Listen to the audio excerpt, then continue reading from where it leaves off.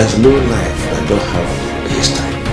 How you start. Never you neglect the day of your little beginning. That was how I did not eat food throughout the Christmas. The worst part of it is the government is even encouraging foreign furnitures. We failed man. Go to their ministries. We failed God.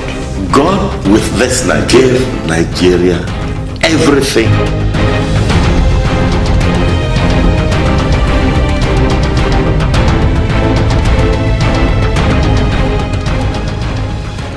Hello, this is The Leading Men. I'm Emmanuel Acedo, your host. The Leading Men is a program designed to mentor and inspire the viewers through the stories of men who have carved a niche for themselves in the various fields and sectors which they have chosen. Stay tuned.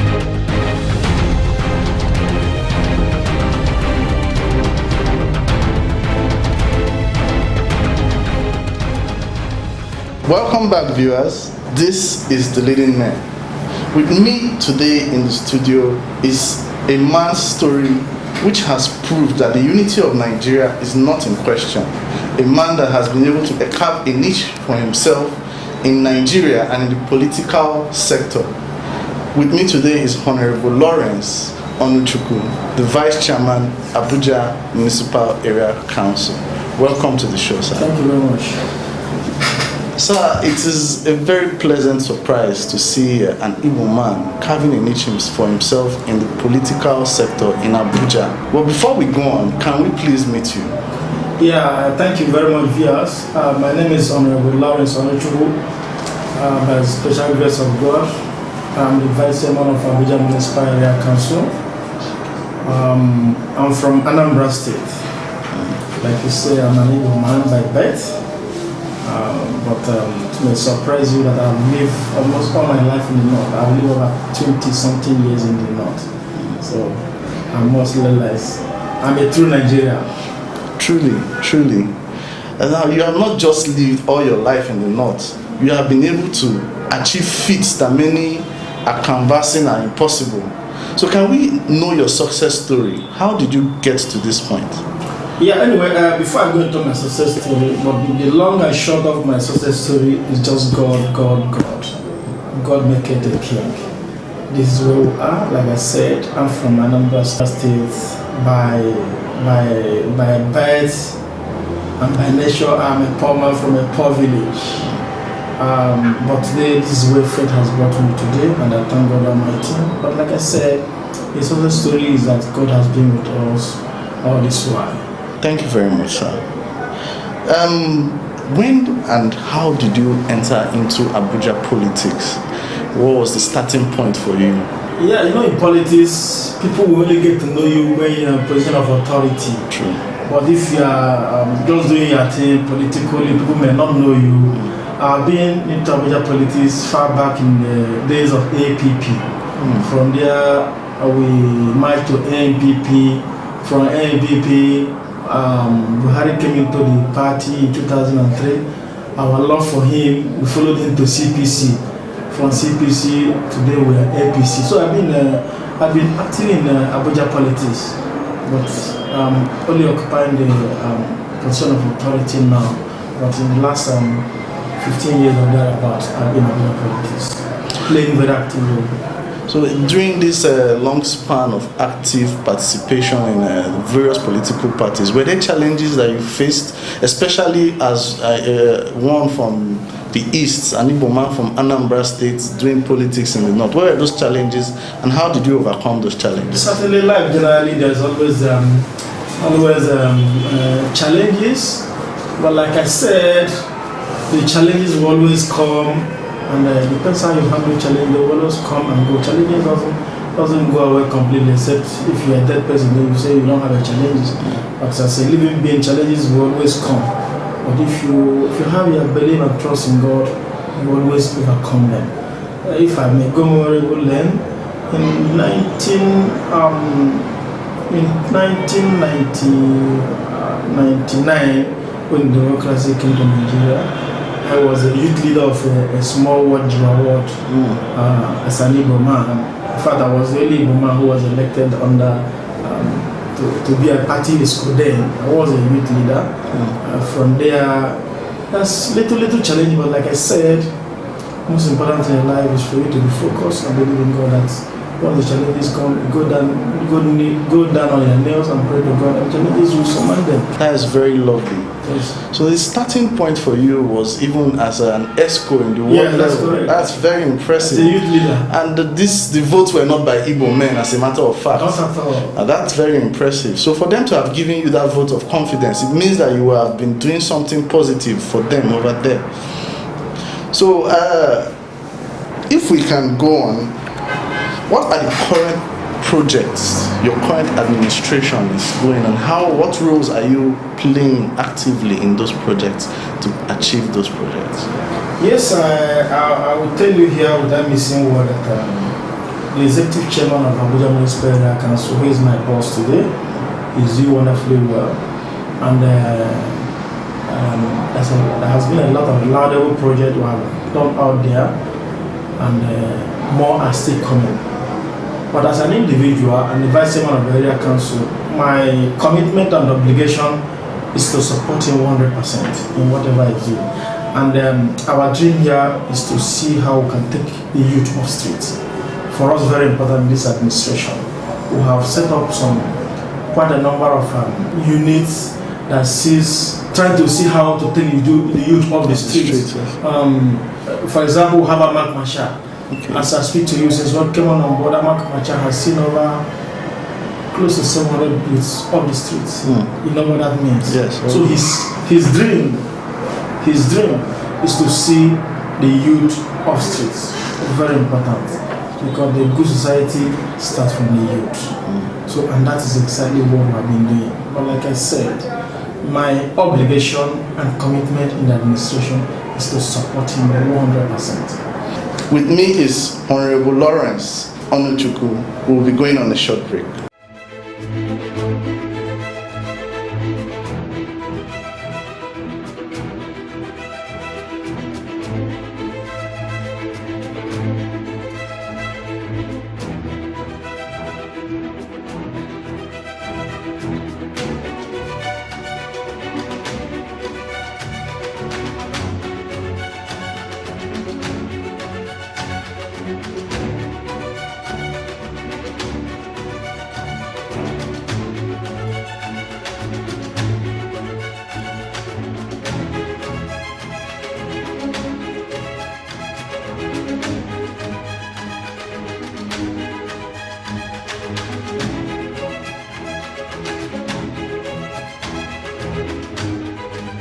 Welcome back.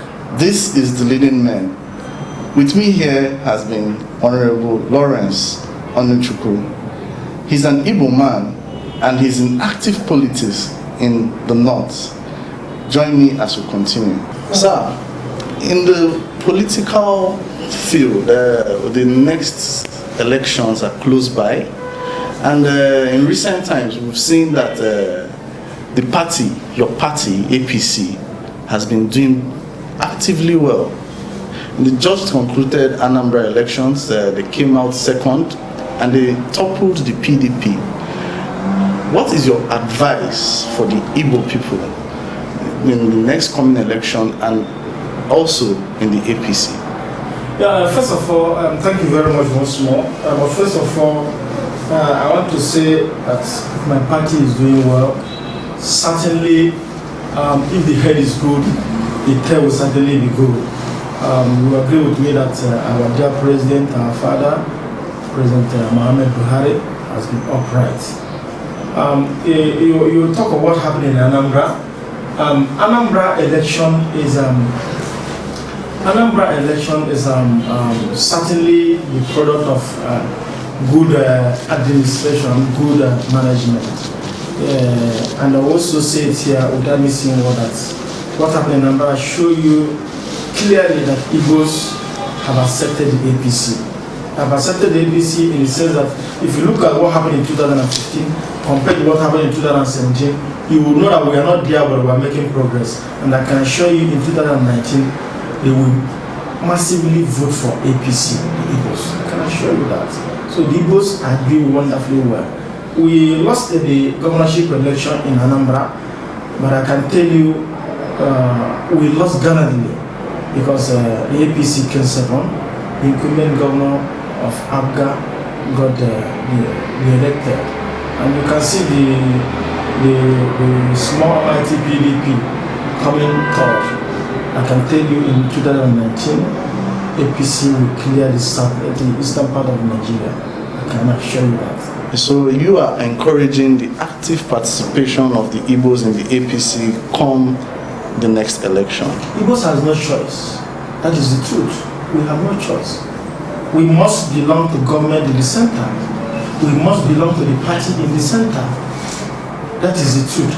And let me just give you a little arithmetic here.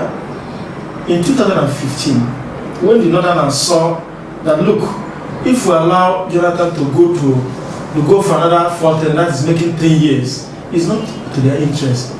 Including PDP members voted for APC, so that the power will go to the north.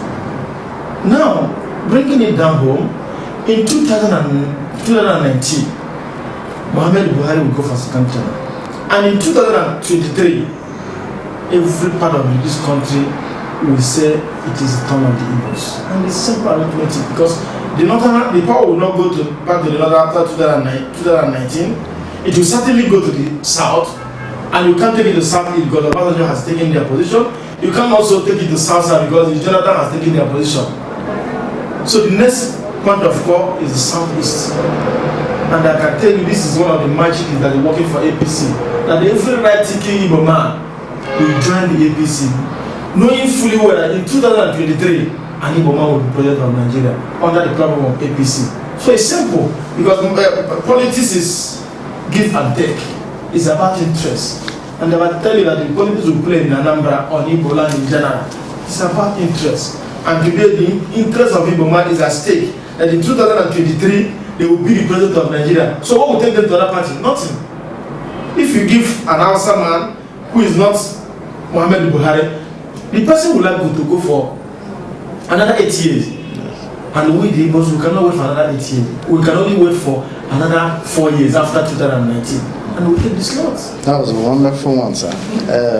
President, on your statement, do you have ambitions coming the next election and maybe in 2023? Yeah, as a good politician, a politician will always have ambition, but our ambition is in the hand of God Almighty.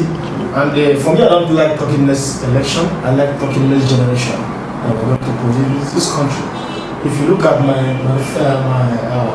whatever here, I'm here to serve God and humanity. I don't talk about next election. I'm here today, I don't know why God has bring me here today. I have never planned that I will come and occupy any position of authority. But this is where faith has brought me. I didn't discuss that with God. It is in His infinite mercy that He made it possible that today I will be the Vice Chairman of Abuja Municipal Area Council. I don't also know where I will be tomorrow. So, for that reason, I don't like discussing next election, next plan. The plan is in the hand of Almighty. But as a politician, you always have one thing or the other in your mind. For me, that is a component of human race. And tomorrow I'm going to be the governor, tomorrow I'm going to be the president. Who told you that we'll be alive till tomorrow? So, I have ambition, but my ambition is in the hand of God Almighty. That's wonderful, sir. Considering the youths, you have made mention that your current administration are working towards empowering the youths, getting them off the streets, getting them jobs. What are your advice, considering your story too, of how you got here? Yes. What are the advice you have for the youths, generally and towards the next election? Yes, basically, my advice to the youth will be nothing more than to be focused in life. Believe in yourself. Believe in yourself. Believe you can make it in life. And also, most importantly, always have your trust in God Almighty. And don't be afraid of you. As a youth, don't be afraid of anybody. Just respect people and do what you're supposed to do as a youth. Like I said, this current administration, our target, our priority is to see how we take the youth off street. And we are doing it and we continue to do it on the end of this administration. Because every good society starts from the youth. If you don't plan for your youth very well in the morning, wait in the evening, you will see the results. But if you plan for them in the evening, in the morning, wait in the evening, you get the good results. So the youth are critical, very important in what we are doing. Very, very important in what we are doing. So in this administration, we are not taking them, we are not letting them to the back seat. They are playing vital and active roles in our administration here. That is the youth. So my advice generally is that every youth should believe in herself, believe you can make it in life. If some of us who are from poorest of the poor family are here today, certainly anybody can be anywhere tomorrow. But only when you are focused. And one thing I always advise you, what they call integrity is a very simple language, but very important in every youth life. Integrity is something you build over years. It's not something you buy from the market. That's why you see people will make all the money in the world, they will come out to run for election, people will not vote for them because they have no integrity. And it's not something you can make your billions and go to the market and say, I want to buy integrity with your billions. You can't get it. It's something you build over years. We are here today because we have been able to build integrity, we have not been able to build trust with people. You don't just come out of an election and you say you win an election, people will vote for you simply because you have money. People will still eat your money and they will vote for you. And you lose the election, we have seen it in this country. So I'm advising the youth. Integrity is like insurance. You buy it when you don't need it. You don't need it when you buy it. You don't buy it when you need it. You buy it when you don't need it. Because one day you will need it. So integrity is important. And what is integrity? To preserve your name. I can let 10 billion go, but my name is very important to me. Very important to me. The Leading Man, a television program, provides a platform for powerful, influential, and successful people. It allows them to share their ideas, secrets to success in leadership, business, career, and profession, as well as lifestyle in order to mentor others. The Leading Man aims to close the leadership gap around the world and encourage the next generation leaders. The Leading Man, showing on this station every Saturday at 10 a.m.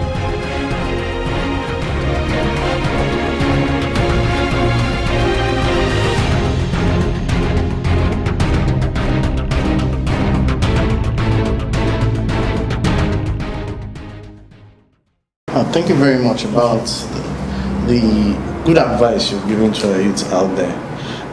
Permit me to dabble into this issue of the independence people of Biafra.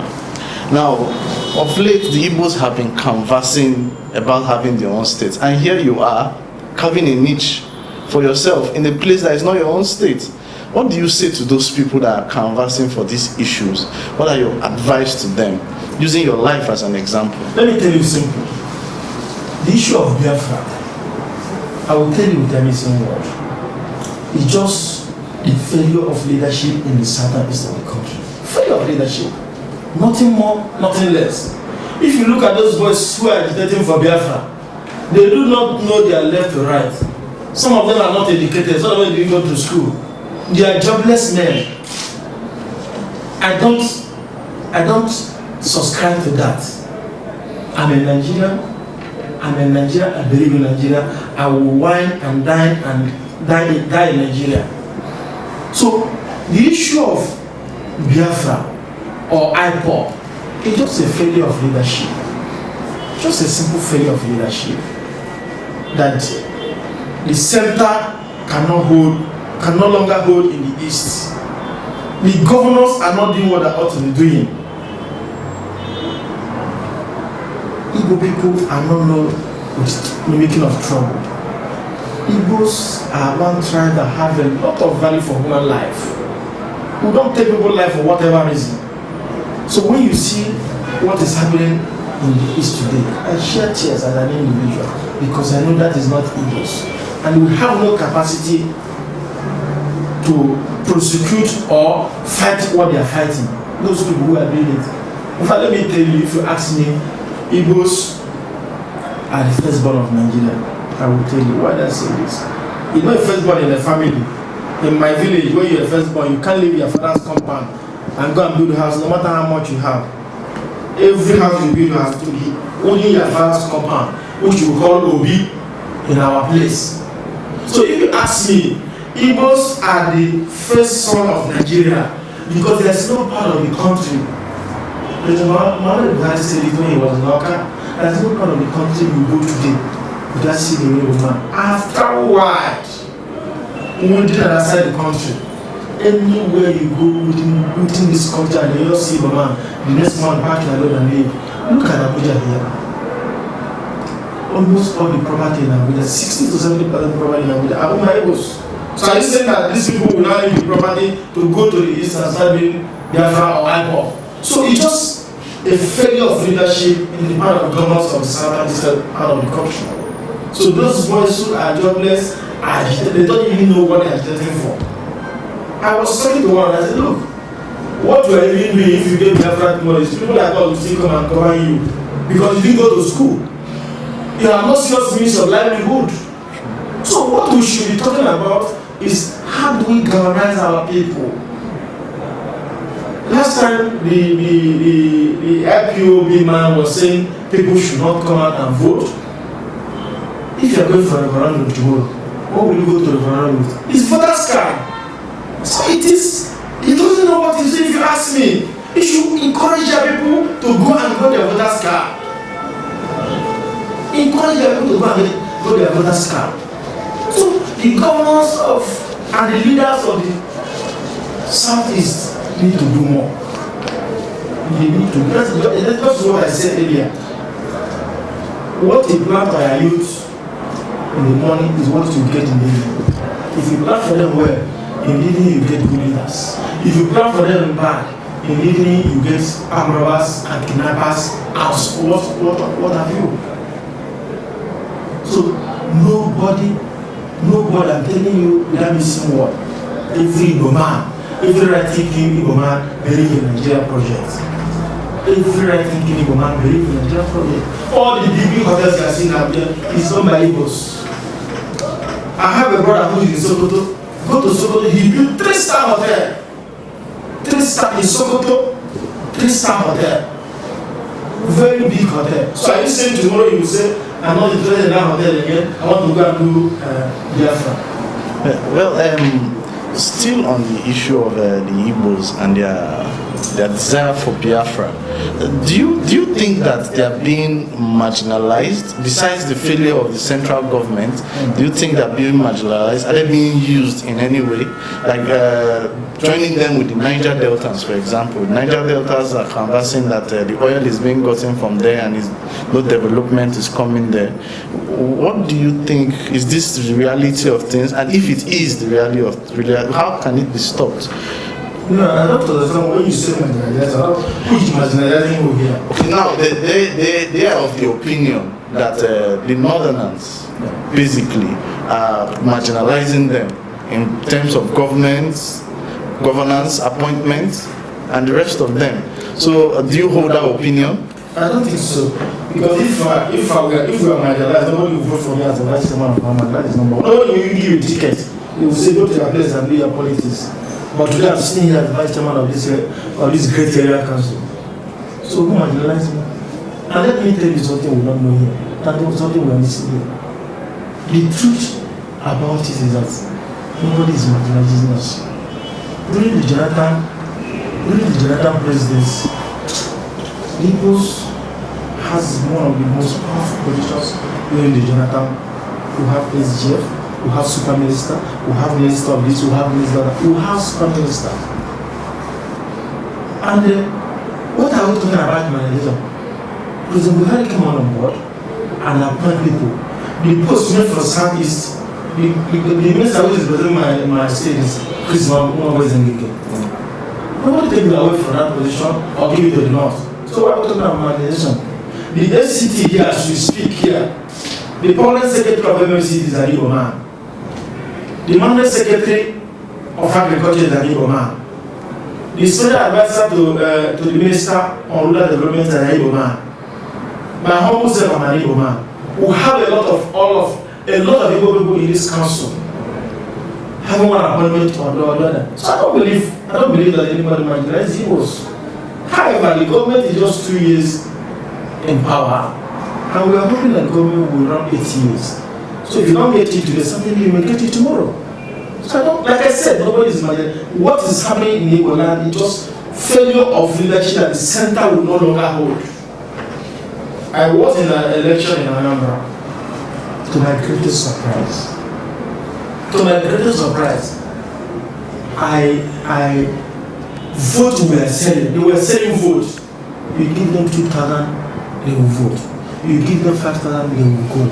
I say, we are getting something wrong in this our democracy. We are getting something wrong in this our democracy.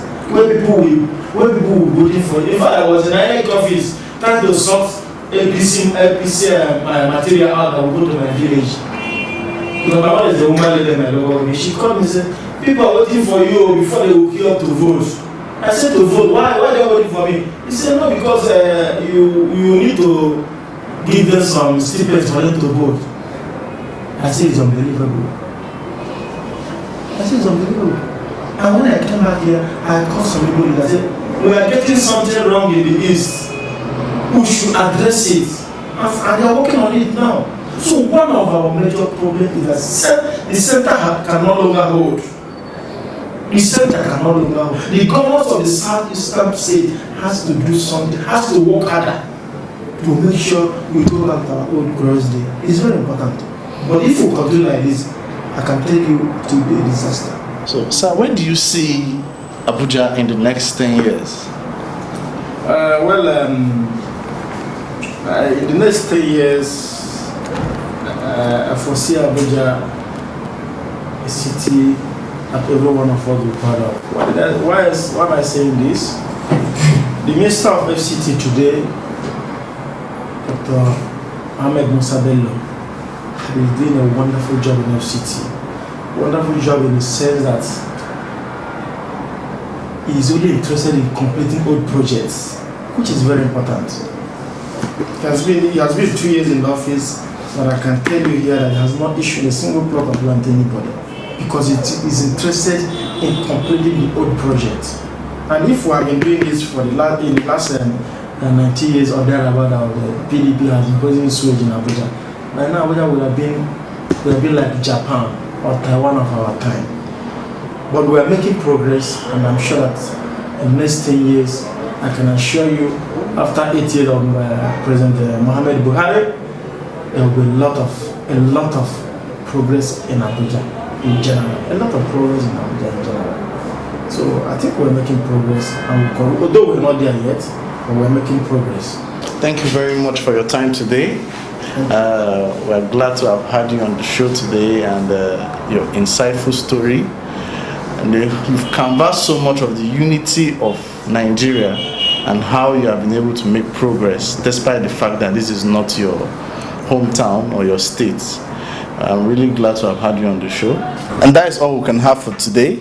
We've been talking with Honorable Lawrence Anuchukwu, the Vice Chairman of Abuja Municipal Area Council, and he has given his strong opinion about the unity of Nigeria, and he says it's not in question. That is all we can have. Stay tuned until next time.